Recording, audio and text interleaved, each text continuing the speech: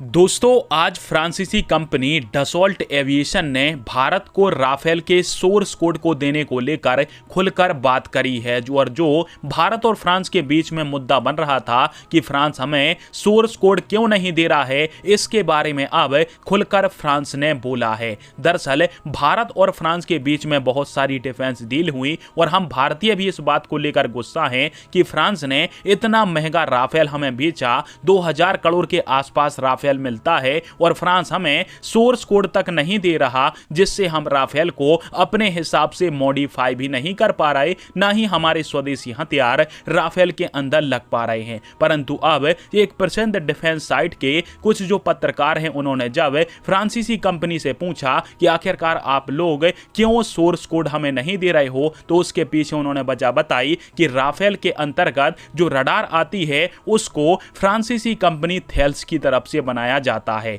और इस पर जो सॉफ्टवेयर लगा हुआ है उसमें डसॉल्ट एविएशन का कोई भी अधिकार नहीं है और ना ही कोई स्वामित्व है। इसके कारण से जो थेल्स कंपनी है वो इसके सॉफ्टवेयर को कंट्रोल कर सकती है और इसी कारण से ही डसॉल्ट एविएशन चाहकर भी भारत को राफेल का सोर्स कोड नहीं दे सकता है। और यही बात उन्होंने बोली है कि सोर्स कोड हम तो दे देते आपको, परंतु इसका अधिकार थेल्स के पास है। राफेल फाइटर जेट को हम तो बनाते हैं, परंतु इसकी जो रडार है वो बनाती है थेल्स कंपनी। मतलब कि अब भारत को राफेल का यदि सोर्स कोड चाहिए तो थेल्स कंपनी को भी मनाना पड़ेगा। इसके अलावा उन्होंने यह बात भी बोली कि यदि भारत चाहता है कि भारत के स्वदेशी हथियार, मेड इन इंडिया हथियार राफेल के अंदर लगें, तो इसमें हम भारत की पूरी मदद करने को तैयार हैं। हर प्रकार के हथियार को हम राफेल के अंदर लगाने में भारत की पूरी मदद करेंगे। यानी यहां पर फ्रांस इस बात को लेकर तो मान गया है कि भारत के स्वदेशी हथियार राफेल के अंदर लग सकते हैं,